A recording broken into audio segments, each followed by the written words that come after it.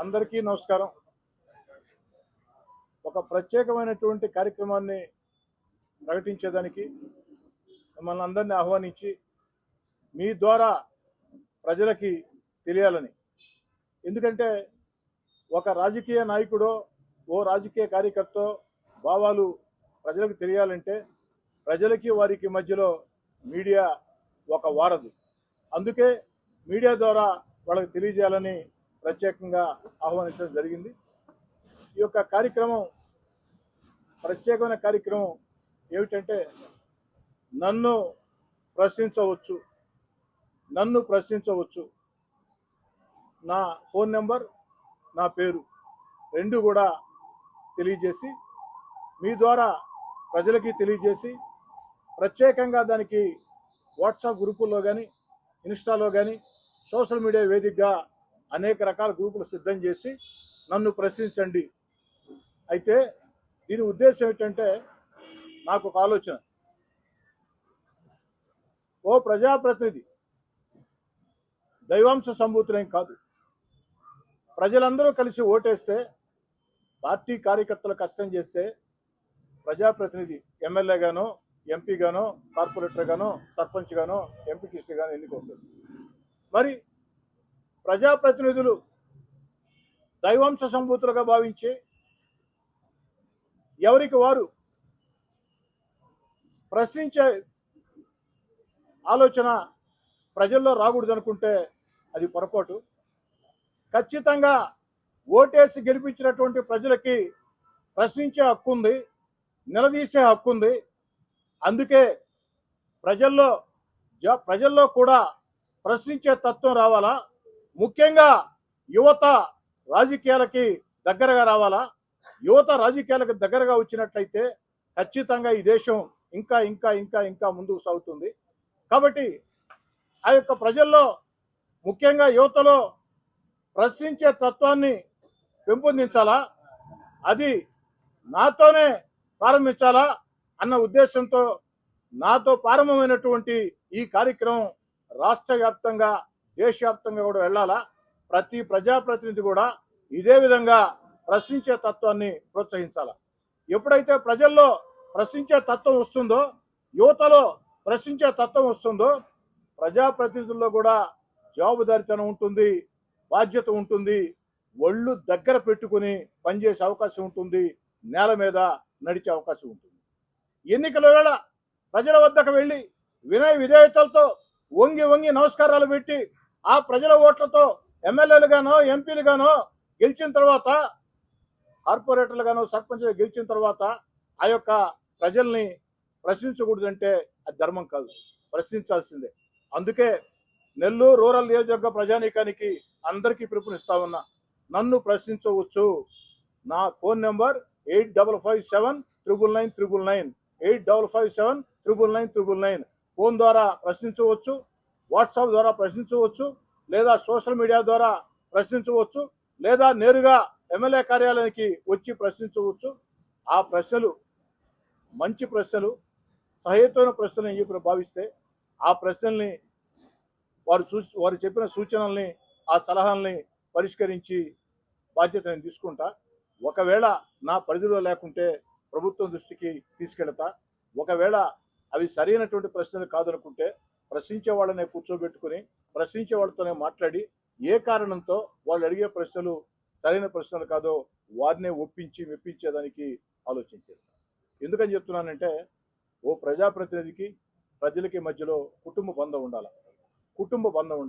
ఆ కుటుంబం బంధం ఉండాలంటే, ఆ ప్రజలకు చెరువు కావాలంటే ప్రజాప్రతినిధులు హుందాగా ఉండాలా. ప్రశ్నించే ప్రశ్నలను కూడా స్వాగతించాలా. కేవలం పూలు వేస్తే, శాలువాలు కప్పితే, బొకేలు ఇస్తే సంతోషపడి, ప్రశ్నిస్తే లేదు విమర్శిస్తే బాధపడతానంటే అది రాజకీయాల్లో కుదరదు. ఆ యొక్క ప్రశ్నల్ని, ప్రశ్నించే వ్యక్తుల్ని, శక్తుల్ని నేను సహించనంటే అది వీలు కాదు. అందుకే ఇది నా సొంత ఆలోచన ప్రకారం వచ్చిన కార్యక్రమం. నా కార్యక్రమాన్ని నన్ను ప్రశ్నించవచ్చని నేనే ప్రకటిస్తున్నాను. అయితే మీరు అడగచ్చు, మీరు చాలా కాలంగా రాజకీయాల్లోకి ఉన్నారు, ఎందుకు ఇప్పుడు ఈ ఆలోచన మీకు వచ్చిందని. దానికి కారణాలు 3, 4 లేదా 3. ఇటీవల కాలంలో కొండాయిపాడు హరిజనవాడలో ఒక వ్యక్తి రోడ్డు మీదకు వచ్చి మా ప్రాంతంలో కరెంటు సమస్య ఉంది, తీరలేదు, ఎమ్మెల్యే గారు స్పందించండి అని చెప్పడం జరిగింది. మామూలుగా నేను దాన్ని సానుకూలంగా తీసుకున్నా. నేరుగా నాకు చెప్పొచ్చు కదా, సోషల్ మీడియాలో ఎందుకు మాట్లాడాడు అని నేను తీసుకోవాలా, సానుకూలంగా తీసుకున్నా. వెంటనే అధికారులతో మాట్లాడా, వెంటనే అక్కడ స్థానిక నాయకులు చెప్పి ఆ అబ్బాయితో కూడా మాట్లాడాం. సమస్య 24 గంటల్లో పరిష్కరింపజేసాం. పరిష్కరించిన తర్వాత ఆ వ్యక్తి చుట్టుపక్కల వాళ్ళందరినీ తీసుకుని ఇదే కార్యాలయానికి వచ్చి నాకు అభినందిస్తే చాలా సంతోషం. ఇది ఒక కారణం. రెండోది, ఇటీవల కాలంలో వైఎస్ఆర్ కాంగ్రెస్ పార్టీ మైనార్టీ నాయకుడు మిత్రుడు షమీర్ ఖాన్ నా మీద కొన్ని విమర్శలు చేశారు.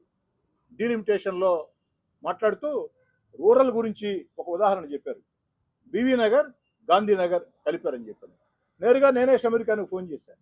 మీరు కావాలంటే షమీర్ ఖాన్ని విచారించుకోవచ్చు. ఫోన్ చేసి, షమీర్ భాయ్ ఇది జరగలేదు అంటే, డీలిమిటేషన్లో పొరపాటు జరగలేదా అంటే, ఖచ్చితంగా మాకు కూడా కొన్ని అభ్యంతరాలు ఉన్నాయి, మేము కూడా అభ్యంతరాలు తెలియజేస్తూ ఉన్నాం.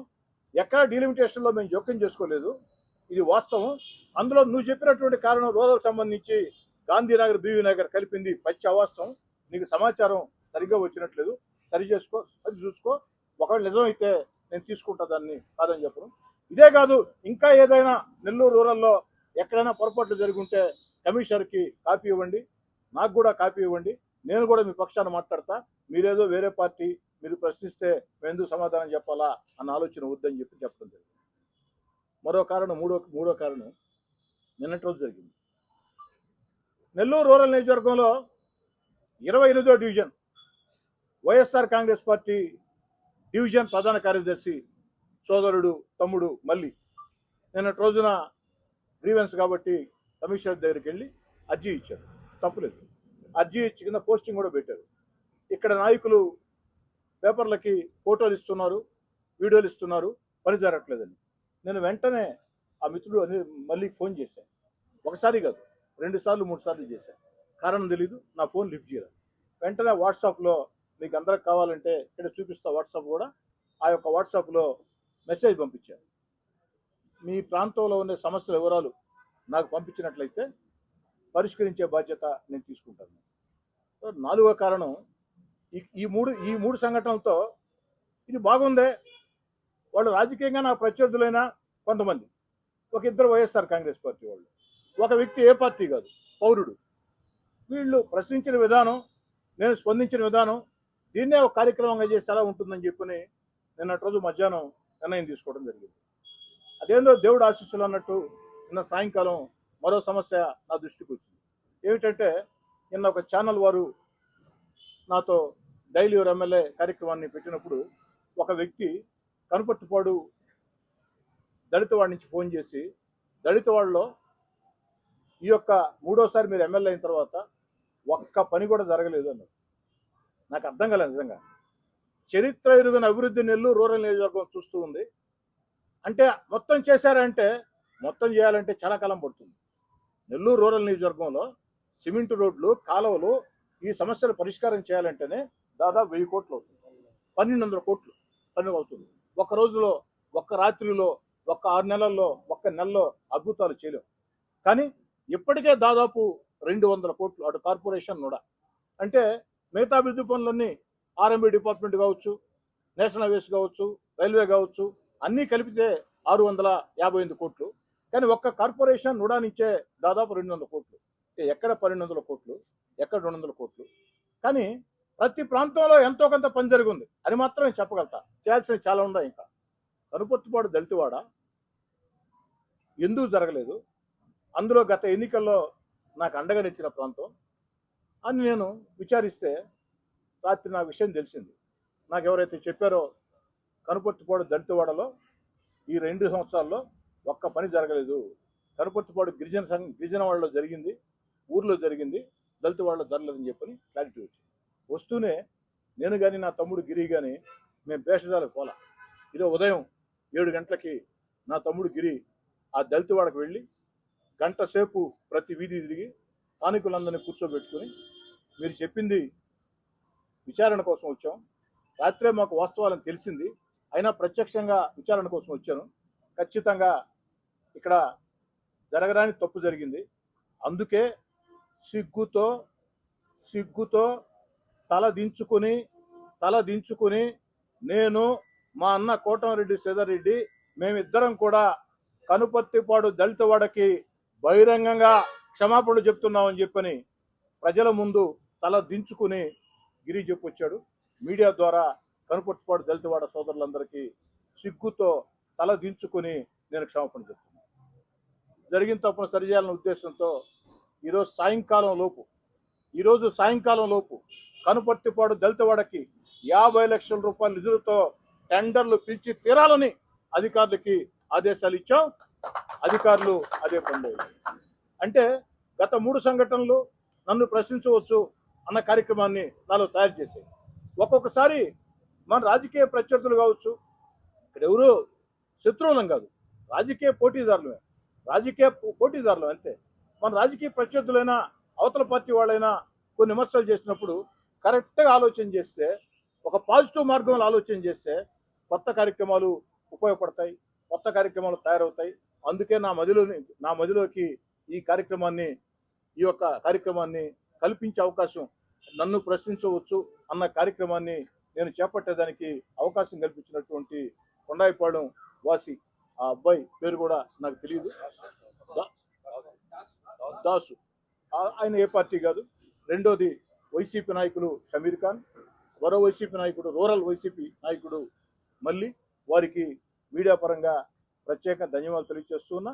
నిన్న ఛానల్లో ఏదైతే వచ్చిందో దాని ద్వారా ఆ ఛానల్కి, అదేవిధంగా కనుపర్తిపాడు దళితవాడకు కూడా ఒక మంచి ఆలోచనకి వచ్చిన వెంటనే మమ్మల్ని మేము రుజువు చేసుకునే అవకాశం దొరికింది. కాబట్టి ఇదే ఫందాలో ముందుకు సాగుతుంది.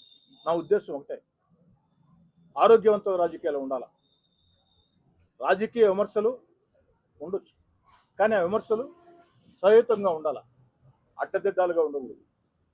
మనం ప్రతిపక్షం, మనం అన్ని పార్టీలు మనం కలిసి హోందాయుత రాజకీయాలు చేస్తే, బాధ్యతాయుత రాజకీయాలు చేస్తే ప్రజలకి 10 రకాల మేళ్లు జరుగుతాయి అన్న ఆలోచనతో ఒక సానుకూల వాతావరణంతో ముందుకు సాగుతున్నాం. నా తండ్రి ఎమ్మెల్యే కాకున్నా, నా తాత మంత్రి కాకున్నా, 100 కోట్లు 1000 కోట్ల ఆస్తుల్లోని కుటుంబం కాకున్నా, ఈ జిల్లాలో విఆర్ కళాశాల విద్యార్థి సంఘ అధ్యక్షుడిగా, ఎస్వి యూనివర్సిటీ సెనేట్ సభ్యుడిగా సంవత్సరాల తరబడి, దశాబ్దాల తరబడి పోరాటం చేసి ఎమ్మెల్యే అయినప్పుడు జిల్లా కేంద్రంలో 1కి 3 సార్లు నన్ను భారీ మెజార్టీలతో గెలిపించినటువంటి రూరల్ ప్రజల రుణం తీర్చుకోవాలంటే ఖచ్చితంగా ప్రతిరోజు కూడా కొత్తవి నేర్చుకుంటూనే పోవాలా, ప్రతిరోజు కూడా కొత్తవి తెలుసుకుంటూనే పోవాలా. రాజకీయాల్లో ఎవరు ప్రొఫెసర్లు కాదు, ఎవరు టీచర్లు కాదు, అందరూ విద్యార్థులే. తనకు తాను విద్యార్థి అనుకుంటే అది ఎవరైనా, రాజకీయ నాయకులు ఎవరైనా, నేను కానీ నా చుట్టూ ఉండే నాయకులు కార్యకర్తలు కానీ ఎవరైనా సరే అది మేలు చేస్తుంది. కానీ అలా కాకుండా ఒకసారి గెలిచేస్తానే నేనేదో అపరచాణక్యుడిని, నేనేదో రాజకీయ ప్రొఫెసర్ని, ఆకాశాన్ని నుంచి ఊడిపడ్డాను, దైవం సమ్మూతుని అనుకుంటే చరిత్ర క్షమించదు, దేవుడు ప్రకృతి అసలే క్షమించు, ప్రజలు అసలే క్షమించరు.